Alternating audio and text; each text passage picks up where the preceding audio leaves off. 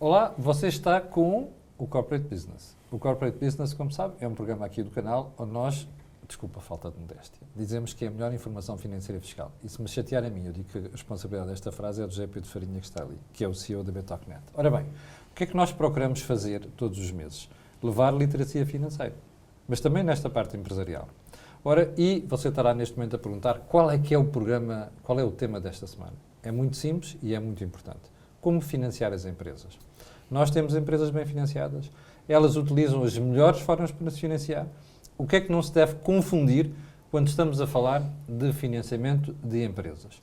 Antes de irmos ao programa de hoje, e já vamos ao Voxpop daqui a bocadinho, quero apresentar quem é que está comigo no estúdio hoje. Como sempre, o José Pedro Farinha, que é o CEO da Betocnet, o António Campelo, que é o responsável máximo dos fundos Blucral, é um dos parceiros aqui do canal, mas também do Pé de Meia.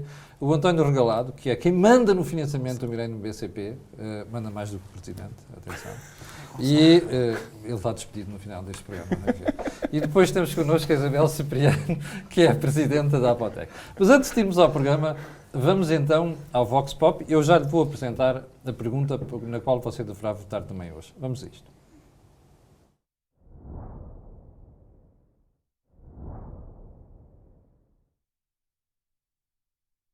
De forma sucinta, eu diria que não. E porquê? Porque na maior parte das micro e pequenas empresas, estas, quando apenas estão em dificuldades, é que pensam em financiar-se e recorrem tradicionalmente à banca, que é o financiamento tradicional, seja para investimento ou seja para financiamento da sua tesouraria. E cada vez mais, com as restrições que existem a nível da banca, com a centralização dos processos em Lisboa, de facto as empresas podem começar agora a verem outras fontes de financiamento que não a tradicional. Como financiar as empresas? É o tema de hoje. Antes de mais, e antes de irmos ao programa, deixe-me só corrigir o nome. Eu enganei. Gonçalo Regalado. Peço desculpa, isto começa bem. Zé Pedro, porquê é que escolhemos este tema para este mês? Então, obrigado por estarem connosco. Escolhemos este tema, para já porque estamos fartos de fiscalidade e falar de termos fiscais, quando este tema é bastante importante e pertinente na vida das empresas. Hoje os empresários, as empresas nascem com pouco capital próprio, portanto é uma coisa comum à maioria das empresas portuguesas. A malta gosta de se financiar com o crédito dos clientes, não é? Habitualmente. Tenta. Não é?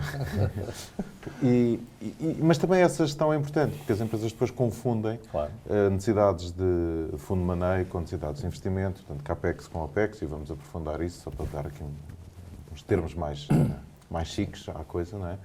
Mas, na verdade, hoje as empresas chutam com o dinheiro que têm mais à mão.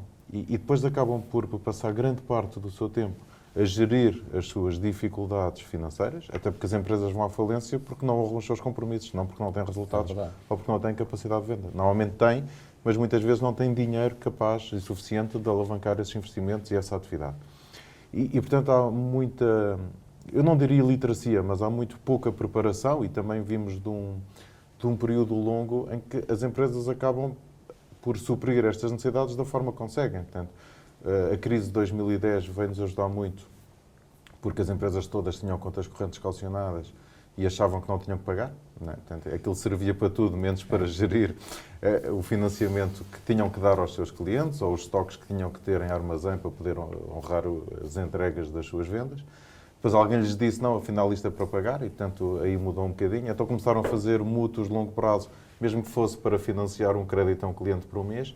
E temos vindo, ao longo da história, muito baralhados com isto e sempre a gerir com uma visão muito curta e pouco planeada as suas necessidades financeiras e por isso acho que é um tema bastante pertinente. António, nós temos um problema crónico de financiamento das empresas portuguesas. Sim, é um problema. Bom, antes de mais, muito obrigado pelo convite. É um prazer. É um programa muito interessante e nós seguimos com bastante interesse. Acho que é muito importante a função de apoiar o conhecimento financeiro. Respondendo à sua pergunta, sim, temos um problema de financiamento nas empresas. Há um problema de financiamento, acima de tudo, naquilo que é a diferenciação entre qual é que é o financiamento correto para cada tipo de negócio. Exatamente. A maior parte das empresas financia-se na banca, o Gonçalo irá aprofundar o tema provavelmente, mas muitas das vezes o financiamento bancário não é suficiente para o desenvolvimento dos projetos que têm que ser feitos. E, por isso, há formas diferentes de financiar uma empresa, para além, obviamente, do financiamento bancário tradicional, o crédito médio e longo prazo, ou o factoring, ou o leasing, como também a utilização de fundos de capital de risco, ou fundos de private equity, que permitem alavancar onde o capital, vocês entram. onde nós entramos, permitem alavancar o desenvolvimento da empresa. Mas porquê é que as empresas ainda recorrem muito pouco a estas outras formas de financiamento? Eu acho que é um tema cultural. Repare, a regulamentação do capital de risco apareceu formalmente em 2015, foi totalmente reestruturada agora em 2023, não é? E por isso há, obviamente, um prazo ou um período de desenvolvimento. Muito foi feito desde a crise financeira, com os business angels, com associações de business angels, que são, digamos assim, os pais do capital de risco. Depois, muito foi feito no capital de risco com os sistemas de apoio ao investimento do CIFID, por exemplo, onde também estivemos envolvidos, e agora, cada vez mais, têm aparecido novos investidores e novas sociedades que vão buscar capital de institucionais para aplicar na economia. E por isso é uma evolução, quer dizer, é algo que vai acontecer com o tempo, não é um concorrente ao setor bancário, antes pelo contrário, pode ser um garante ao setor bancário de que aquela sociedade, para além da melhor situação. E não só, e tem um acompanhamento, porque ao contrário do que acontece na banca tradicional, em que existe uma entrega de capital por um período médio e longo prazo, como o nome do produto indica, há um acompanhamento externo daquele financiamento que foi feito. E por isso o banco baseia-se muito num conjunto de dados estatísticos, ou contabilísticos, neste caso, da empresa e do setor, para poder perceber se o perfil de risco daquela empresa foi se deteriorando ao longo do tempo ou não. E a contabilidade diz aquilo que o contabilista quer que diga. E muitas vezes não diz a realidade da empresa. Não é? No capital de risco, uma empresa que seja financiada pela banca e que tenha capital de risco associado, o investidor no capital de risco tem um acompanhamento direto. Tem uma presença nos órgãos de gestão, tem geralmente uma presença com a sua equipa de analistas a estudar o mercado e os concorrentes do mercado e pode, em parceria com o player financeiro, criar uma dupla de relação que eu acho que poderia ser única naquilo que é hoje a realidade financeira do país. Gonçalo, a relação entre as empresas e a banca mudou muito nos últimos anos, mas apesar de tudo nós continuamos a ouvir muitas empresas a queixarem-se. O custo é muito elevado, os bancos impõem uma série de condições. Isto tem sido um obstáculo ao financiamento das empresas? Camilo, antes de tudo, muito bom dia a todos, cumprimentar também os nossos colegas de peço painel por ter enganado o e nome. Agradecer ser padrinho logo na primeira estreia consigo. António é o nome que apraz, o meu nome é Gonçalo, mas temos boa memória. Bem, o concreto é simples. Nós hoje estamos no Millennium BCP, como banco líder das empresas, preparados para apoiar na vertente financeira aquilo com dívida que nós tenhamos de forma sustentável toda a vida da empresa. O que nós precisamos é cada vez mais as empresas e os empresários que estão cada vez mais, aquilo que vamos vendo, instruídos, conhecedores e defensores daquilo que são as suas empresas. Mas vocês os seus notam projetos. isso, que existe uma melhoria Claramente. grande? Os empresários de segunda, terceira, quarta geração são empresários muitíssimo sofisticados, que têm informação técnica muito qualificada ao nível financeiro, que são exportadores, que têm patentes, que têm investimento, que vão a programas de incentivos com fundos europeus, que procuram estes CIFIDs. As economias que nós hoje abordamos, naquilo que é o espaço do Millennium BCP, em particular no espaço europeu, são economias com empresários muito sofisticados. Portanto, nós temos as pequenas empresas e microempresas que utilizam normalmente produtos de financiamento simples, contas correntes, mútuos. Portanto, aquilo que nós chamamos de produtos de tesouraria tradicional, como factoring ou confirming, mas depois temos todas as outras empresas que, quando passam o limiar, são 50, 60 mil empresas que são exportadoras, que são PME líderes, que são PME excelências, que se candidatam aos fundos europeus do Portugal 2020 ou do PDR, agora do Portugal 2030 ou do PRR, que são empresas que trabalham com múltiplos mercados e que já são empresas que têm uma densidade e uma estrutura muito diferente das microempresas, e essas empresas são empresas que têm equipas financeiras claramente segregadas entre a contabilidade, a financeira e a gestão, que procuram soluções, como dizia aqui muito bem, de capital de risco e que são soluções que podem ser cruzadas de capital. São empresas muito estruturadas. E nós, portugueses, Estamos muitas vezes a olhar sempre para a nossa economia de uma forma muito injusta, porque os empresários foram os heróis destes últimos 10 anos. Portanto, desde a crise que nós tivemos, e antes disso também, mas desde a crise que nós tivemos das dívidas soberanas, e depois com a crise que tivemos da Troika, foram os empresários que tiraram Portugal, em 2013, de uma submissão enorme externa, para Portugal hoje ter uma dívida pública abaixo de 100%, com os impostos que todos conhecemos bastante marcados. E as exportações a valerem quase 50%. E já passam os 50% das exportações dos 265 bis do PIB. Ou seja, se nós virmos o PIB da nossa economia há 10 anos atrás, nem chegava a 180 bis. Hoje já vale 265. E isto é feito com as empresas. E muitas vezes, apesar do Estado. Portanto, nós o que vemos quem se queixa de problemas com financiamento em relação com a banca não tem razão. Nós também nos queixamos na banca. Eu hoje tenho um loan to deposits que anda na casa dos 70%. Ou seja, tenho excesso de depósitos, que agradeço, mas não consigo colocá-lo no crédito nas empresas. Porquê? Porque as muito boas empresas hoje têm mais caixa, mais depósitos do que crédito. As boas empresas hoje têm algum nível de crédito, mas que pagam com EBITDAs em 1-2 anos. As empresas que nós queremos apoiar são empresas que têm algum crédito, mas com EBITDAs bons, que em 4 anos pagam a sua dívida. Portanto, qual é que é o grande desafio hoje? Na banca. O grande desafio hoje na banca, e no Millennium BCP em particular, é ampliar a base de clientes. Ou seja, nós hoje trabalhamos com 200 mil empresas em Portugal, gostaríamos de chegar às 250 mil empresas, ampliar essa base, poder trabalhar com mais empresas. Segundo, colocar nos projetos bem feitos, bem estruturados, das boas empresas, dos bons promotores e dos bons empresários, colocar crédito de uma forma competitiva. E porquê é que é de uma forma competitiva? Se nós formos ver as taxas de juros que se praticam em Portugal, face às taxas de juros que se praticam em Espanha, ou na França, ou na Alemanha, nós vamos perceber que a diferença das economias, sendo muito grande, nas taxas de juros é quase irrelevante. Ou seja, uma boa empresa hoje em Portugal financia-se... Mas as empresas dizem o contrário, Gonçalo. Dizem que o custo do crédito em Portugal continua a ser superior a outros países da Europa. Tem que comparar com aquilo que são os dados globais. Eu posso dizer isto de uma forma muito clara. Eu tenho hoje muito investimento direto estrangeiro que chega a Portugal e que se financia nas subsidiárias em Portugal porque dizem que as suas casas-mães, na Alemanha, na França, na Itália e nos Estados Unidos, lhes aplicam taxas de juros muito superiores às que nós financiamos. Ou seja, o que nós dizemos é de uma forma muito concreta isto. Nós procuramos boas empresas, bons clientes, bons projetos. Queremos financiar, precisamos de financiar, queremos que a economia sinta que tem liquidez para fazer a execução desses projetos.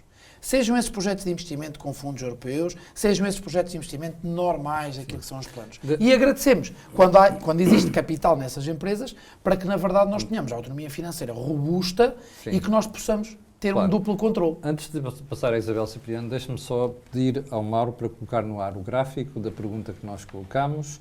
As empresas portuguesas estão informadas sobre as formas de financiamento, nunca pensei nisso, 31,6%, sim, 17,5%, não, 50,9%. Isabel, apesar de tudo, continuamos a sentir que há uma parte das empresas, um segmento significativo, que tem problemas de financiamento. Bom dia a todos, bom dia Camilo. Sim, é uma questão, como disse o António, maioritariamente cultural.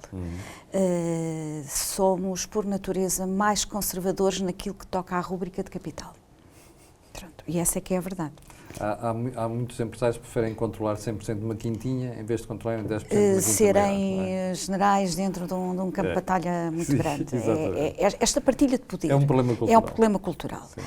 Hoje, de facto, sem dúvida que os empresários já não são aqueles empresários de proveta que nós falávamos o ano passado, portanto já há aqui um conhecimento maturado. E eu fico feliz que as contas das empresas manifestem aquilo que os contabilistas dizem, porque estatutariamente e deontologicamente somos assim obrigados a manifestarem a verdade material das instituições. Isso é importante para o financiamento. E a ligação entre o profissional, seja um financeiro, seja um contabilista, seja um consultor especialista na área da otimização do investimento, não pode ver só para fora. Tem que ver para dentro, tem que ver a capacidade da própria empresa encaminhar para recorrer àquilo que seja um projeto de investimento, que seja um financiamento de crescimento e não uma resposta imediata àquilo que todos nós conhecíamos nos anos 90, que são as respostas simples de tesouraria. Eu lembro-me quando as empresas financiavam com as letras. Ou seja, eu ainda me recordo disso. O que é que as empresas faziam? Era o financiamento através da dívida. não é? Claro. A mesma coisa, quer dizer, já estamos longe dessas práticas e ainda bem. Porquê? Porque não crescemos com a economia de outra forma. Se temos fundos para investimento, se temos apoio ao desenvolvimento das empresas... Mas, Isabel, não é só um problema cultural. Há outras razões pelas quais as empresas não recorrem a formas alternativas de financiamento. Às vezes, eu não quero aqui ser injusta, mas é uma questão de confiança também. Como assim? Sabe aquela expressão quando a gente entra no banco e até o ar que respira paga? Olha o Gonçalo a mudar de cor. Eu adoro que os clientes visitem os bancos e eu vou clarificar de uma forma muito simples. Nós nas empresas temos um princípio que é claro. Somos nós, os bancários, que visitamos as empresas para as conhecer, para perceber o enquadramento, para sentir essas empresas. A maioria das vezes somos sempre convidados e temos hoje uma sistemática que leva a que as nossas equipas comerciais visitem mais de 10 empresas por semana, que é a nossa grande ambição em cada um dos nossos gestores. O gestor de cliente é o embaixador da empresa junto ao banco, não é o representante do banco junto à empresa. E aquilo que nós hoje fazemos com as nossas equipas comerciais, que são claramente muitíssimo proativas, dinâmicas e gente da primeira linha da frente. Eu tenho reparado nisso. O que nós fazemos não é esperar que os empresários liguem e digam venham cá, apresentem-me uma solução. O que nós fazemos é olhar para aquilo que são as oportunidades da empresa e muitas vezes disputar o empresário e dizer tem aqui a liquidez necessária para fazer o seu projeto de investimento. Tem aqui uma candidatura ao Portugal 2030 que pode apresentar. Tem aqui e que tem o financiamento. Tem aqui uma solução que pode colocar ao seu dispor com soluções estruturadas de financiamento. Não é, que dizia bem das letras e das lembranças e do tempo passado do desconto, não é uma lógica como existia no passado. Hoje, a grande maioria das empresas tem linhas com farming, tem linhas de factoring, pagam a pronto e recebem a pronto, descontam e gerem bem os descontos com as suas cadeias de valor. Por pagar a pronto, eu gostava que fosse mais quando há com farming, porque... aliás, eu costumo dizer desta forma, o Estado deveria dar o melhor exemplo, que não dá. Pois não. E depois as empresas têm todas elas o seu ciclo de valor. Eu gostaria muito que as empresas portuguesas tivessem ciclos mais rápidos de recebimento e de pagamento. Dito isto, temos que criar as condições para que a economia flua. E a economia tem fluído. Eu não vejo boas empresas a dizer que têm dificuldades de financiamento. António, sim, Mas para essas também não era preciso Pois, financiamento. o ponto Essa está é que é aí, o tal o ponto está aí. questão. António, apesar desta parte das empresas já mais sofisticadas e que nem têm problemas de financiamento, existe ainda uma parte da economia que continua zombie, digamos assim. Sim. Como é que a gente resolve isto? Há duas partes da economia que são, digamos assim, underserved pelos bancos. Obviamente, início da atividade, por isso, converter uma ideia num negócio. Essa primeira parte está, obviamente, não é absorvida pelo setor bancário, porque o nível de risco hoje cai completamente fora dos gradientes de risco que a banca está disponível. Está mais na tua área. Está mais dentro da nossa área. E depois temos, obviamente, as empresas que não são produtivas o suficiente para compensar pequenas variações de taxa de juros, que foi o que aconteceu o ano passado. Sim. Nós vamos ver, provavelmente, quando saírem os números do IES de 2023, vamos ver um conjunto muito grande de empresas que converteu-se em empresas falidas pelo excesso de endividamento, porque a sua própria atividade não é rentável o suficiente. Aquilo que nós vemos fora, não na Europa, a Europa é um mercado muito pouco mexido, digamos assim, muito pouco capitalizado. Mercados mais capitalizados, como os Estados Unidos da América ou mesmo o Reino Unido, vemos taxas de juros e spreads muitíssimo mais amplos, isto é, a amplitude comercial é muito maior consoante o tipo de empresa em que se está a trabalhar.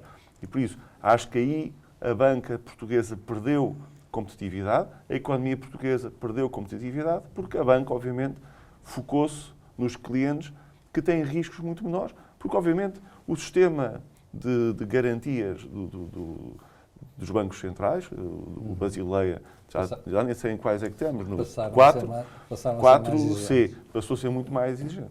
E por isso, obviamente, todo o processo de financiamento da empresa, todo o processo de estruturação do balanço.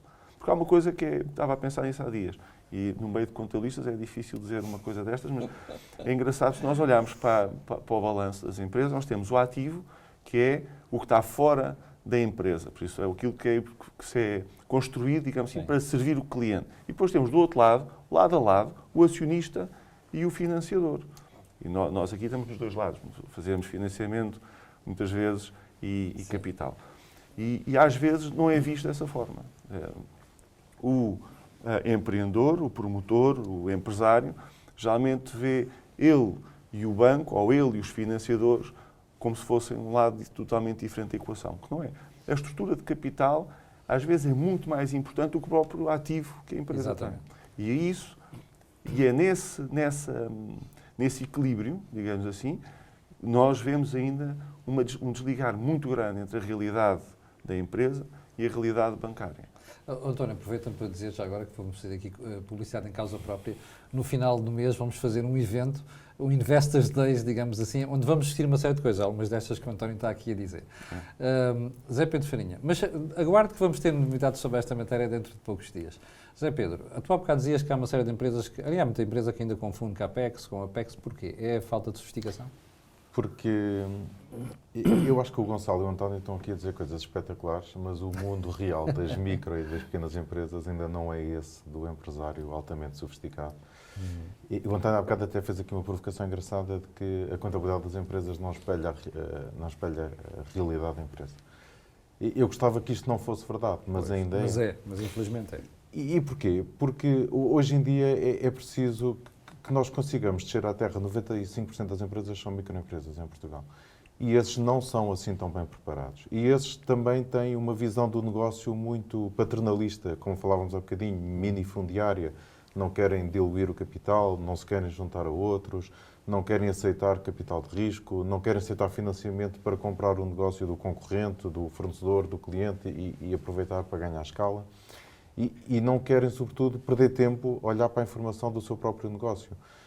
Eu acho que, e o António explicou isto muito bem, que o financiador e o acionista, seja ele mais ou menos direto do negócio, são parceiros necessários para que haja dinheiro para fazer os investimentos necessários em CAPEX e para que haja dinheiro suficiente para financiar a atividade. Portanto, o OPEX, para que se dê crédito aos clientes, para que se tenha estoque, para que se consiga pagar aos fornecedores mais cedo e negociar melhores condições.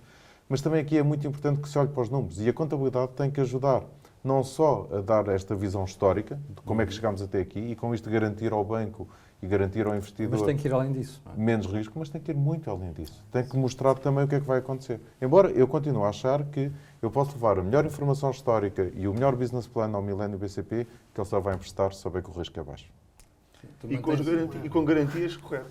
E com as garantias corretas. Milênio e aos outros. Atenção, isto não tem nada a ver com o Milênio. É um problema geral. Não é verdade. Mas se eu não levar nada disso, então é que não consigo mesmo ter o financiamento. Portanto, primeiro que tudo, nós temos que ter informação histórica credível. Sim. E temos que ter informação projetada também credível, com base neste histórico. E, obviamente, o empresário tem que estar disponível para diluir a sua posição e, com isso, ganhar massa crítica, força e mostrar como é que, de repente, vai vender muito mais, vai ganhar muito mais, vai conseguir rentabilizar determinado investimento. E isso faz-se num business plan e depois faz-se na evidência da forma como realizamos esse business plan. Tu mantens aquele mantra que costumas dizer com muita frequência, que é os planos de negócio depois não são levados muito a sério pelos bancos. São só ver garantias. Pronto, é isso. Olha, o Miguel sentiu-se... Eu clarifico sobre este tema das garantias. Vamos lá ver. Nós somos um banco, não somos uma capital de risco. Isso está aqui o António. Mas corremos risco. Vamos pôr as coisas de uma forma muito clara. O que nós procuramos são bons empresários, bons promotores, bons projetos, de boas empresas, com boas ideias de negócio que se possam multiplicar. É isso que nós procuramos. E nós queremos conceder crédito. Que não haja a ideia de que no Milênio BCP nós estamos com os depósitos, sentados em cima de depósitos e que não queremos conceder crédito. Não é verdade. Nós queremos conceder crédito às microempresas onde nós temos uma cota de mercado de 19%, às médias empresas onde temos uma cota de mercado de 18% e às grandes empresas onde temos uma cota de mercado na casa dos 15% a 6%. Porquê? Porque, na verdade, essas empresas nem se financiam em Portugal e têm outros instrumentos multivariados, como papel comercial, empréstimos obrigacionistas, outro tipo de instrumentos. Nas micros e nas pequenas empresas, que é onde está a força da economia portuguesa, nós somos hoje claramente... Oxalá não fosse assim. Depende. Eu não tenho nenhum tema quanto a essa dimensão. Há muitas pessoas que dizem que desculpa, a escala portuguesa é uma desvantagem. Eu acho que a escala portuguesa também é uma vantagem. O que acontece é muito simples. Empresas que tenham bons projetos, que estejam bem capitalizadas, que estejam bem estruturadas. E hoje nós no Millennium BCP estamos confortáveis. Porquê? Porque mesmo que haja risco, que até seja adicional face ao nosso apetite e à regulação que nos impõem, nós hoje temos disponível mais de 5 mil milhões de euros de garantias do Fundo Europeu de Investimento, mais 3 mil milhões de euros de garantias do Banco Europeu de Investimento e mais garantias do Banco de Fomento, que permitem dizer assim, do crédito que nós concedemos neste projeto, desta micro e pequena empresa, nós temos 50% a 70% de garantia. O Gonçalo falou em Banco de Fomento? Sim. Mas está a falar do atual Banco de Fomento? Do nosso, o atual. Eu pensava que isso não servia para nada, mas desculpe. Acho que nós também temos sido muito críticos sobre o Banco de Fomento sem opção. Vamos deixar Nós temos 3 linhas do Banco de Fomento, temos uma para o turismo, uma para a descarbonização e outra para as pequenas empresas. É que, Gonçalo, eu estou que a tem dizer isto porque há limitações. gente do próprio Banco de Fomento que me diz que aquilo não serve para nada neste momento, mas está bem. Tem limitações, mas vai ter soluções. Vamos ter que pensar nesta é só forma. provocações, como já percebeu, não é? Isabel, nós quando olhamos para esta realidade, isto é demasiado cor-de-rosa, sem conotação política, ou tem alguma... O rosa não era a cor que eu mais Não usava é, não é e a mais minha preferida uso. também. Mas Não, eu quando nasci vestiram-me de azul. É só por isso, não tem a ver com nada. Pegando ali nas palavras do José Pedro Farinha, vamos trazer isto um bocadinho para a realidade. Este mundo é um mundo ótimo. É o mundo do acompanhamento, do financiamento. É o mundo ideal. E temos que manifestar, que é para as pessoas saberem até onde podem ir, não podemos puxar para baixo. Que ser sempre para cima.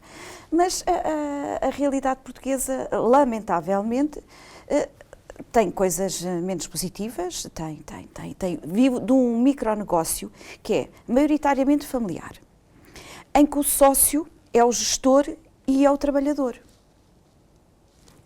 E eu posso saber fazer bolos, mas se calhar não sou boa a gerir um conjunto de pastelarias. Pronto. E aqui está o problema. Depois há outra parte. Estas estruturas empresariais, pela sua dimensão, pelo seu esforço, a gente costuma dizer que há certos negócios que dão mais trabalho que um casamento. E é verdade. Uma razão muito simples, é uma dedicação muito maior, um consumo energético, claro, de preocupação e de conhecimento mais agravado. Porquê? Porque depois a sensação que estes empresários têm é que trabalham para, primeiro objetivo, cumprir responsabilidades dos colaboradores. Segundo objetivo, cumprir responsabilidades de impostos. O contabilista, por seu turno, às vezes não faz bem contabilidade, faz fiscocontabilidade. É verdade. E esta carga burocrática da parte fiscal que os bancos são exímios a pedir, portanto, estamos em março, atenção, as assembleias até dia 31, vá lá ver. Sem informação não conseguimos dar crédito, compreende? Claro, mas o Código das Sociedades Comerciais ainda não alterou, diz que as assembleias gerais dizem que é até 31 de março, as consolidadas a maio, que ficamos satisfeitos. Nós confiamos nos contabilistas e nos empresários. Gonçalo, se não foi aprovado pelas assembleias, não tem valor legal. Mas isto não é uma questão legal, é uma questão de risco. Mas o banco dá crédito sem uma questão legal resolvida. O banco concede crédito a bons projetos com informação que seja auditada e que permita, na verdade... Mas as auditorias ainda não decorreram todas. Mas cá bem, não podemos estar a falar dos micros e dos pequenos empresários e depois falar em assembleias gerais. Então, mas esses nós trabalhamos, eu vou clarificar, nós trabalhamos de uma forma muito simples para os senhores contabilistas, que são nossos parceiros e que nós adoramos, porque na verdade são a primeira fonte de informação que o banco tem, além dos empresários. Credível. Nós trabalhamos bem com balancetes, nós trabalhamos muito bem com SAFTs e trabalhamos com capacidade de adiantamento, com farming para pagamentos em SAFTs e factoring para fornecedores com faturas e SAFTs. Aí Portugal eu acho que tem um sistema simplesmente brutal. Quando eu falo com os meus colegas europeus e lhes explico que nós temos tudo digitalizado, que temos IES, que essa IES é pública, que a informação de balanço e demonstração de resultados é fidedigna e auditada por qualidade de profissionais exemplares como os contabilistas e os revisores, que nós confiamos em balancetes e confiamos em informação centralizada de SAFT. Eles dizem-nos, nos nossos países, e estamos a falar de países como a Alemanha, como a Itália, como a França, como a Polónia, que são países muitas vezes, como a Holanda, benchmark na Europa para muitas coisas, dizem, nós aqui trabalhamos paper-based. Mas aí não são. Nós somos o benchmark em Portugal para isto. Assim como nas empresas, também somos benchmark. Sim. Zé Pedro, já vamos com 29 minutos de programa, isto o Gonçalo monopoliza aqui o programa, fala muito. Portanto, há alguma preocupação que não tínhamos tratado ainda, que tu ainda queiras referir? Porquê? Porque hoje em dia a gestão fiscal do empresário ainda leva a muitos erros na gestão financeira e contabilística das empresas. Portanto, hoje o salário não é real porque se quer pagar menos impostos. Hoje as despesas do empresário confundem-se com as despesas da empresa porque vão abater no valor do IRC a pagar. E nós podemos dizer que estamos a evoluir imenso nesta matéria, mas enquanto a carga fiscal for como é, não sei se estamos a evoluir assim. É desencorajador. E depois ainda temos outra coisa que baralha o empresário, que é o crédito mais fácil de obter, que é o mais caro de todos, que é não pagar os impostos. É simples, é só não pagar, o crédito já está concedido automaticamente. Só que depois, quando vem, é muito mais caro. Não é? Portanto, isso baralha muito a vida dos empresários. E, de repente, até precisam de ter lucro nas empresas, porque já não chega este crédito fácil, é preciso resolver este e arranjar mais créditos para desenvolver o seu negócio, e então toca a correr, tirar custos às empresas que, na verdade, até são de lá. E, portanto, a contabilidade, infelizmente, acaba por não responder ainda à realidade sobretudo, micro e pequenas empresas, porque ainda estamos a confundir muito os vários bolsos, o bolso do empresário com o bolso da pessoa, e confundimos também as necessidades de financiamento para o que é que servem e não se pensa numa forma estruturada. E acho que é muito importante que se consiga ter uma visão estruturada do negócio para se financiar o que é de longo prazo com longo prazo, de curto prazo com curto prazo, o que tem que ser capital próprio, nem que o próprio tenha que ser com recursos a fundos de capital de risco, business angels, o tio, a tia, não interessa, mas que seja com capital próprio e que se tenha uma estrutura de balanço capaz de apresentar. E aqui acho que nós, contabilistas, temos um papel importantíssimo, que é de levar esta literacia financeira aos tais empresários que ainda não estão tão sofisticados quanto o Gonçalo apresentou aqui. Muito bem. António, quando é que vamos ter o Investors Day? Dia 29 de Abril. 29 de Abril, já sabe, nos próximos dias vamos divulgar informação sobre isso e vai ajudar a perceber muitas coisas que nós andamos aqui a falar também. Olha, antes de irmos embora, queria ver o gráfico, como é que estamos de votações. Já sabe, a pergunta é, as empresas portuguesas estão informadas sobre as formas de financiamento? Nunca pensei nisso, 29,7, sim 18,6, não 51,3. Zé Pedro, tema para o próximo mês, já temos? Não. Claro, vamos decidir mais tarde. Bom, é sempre, eu faço sempre esta pergunta ao Zé Pedro no final dos programas. Chegamos ao final do Corporate Business deste mês, foi sobre como financiar empresas. Quero agradecer ao António e ao Gonçalo, que é para não haver novamente falhas com nomes, além do Zé Pedro Farinha e de Isabel Cipriano, que nos deram aqui uma preciosa ajuda para entender este tema. Fique bem, nós voltaremos no próximo mês com um tema que depois o Zé Pedro vai dizer qual é que é. Muito obrigado.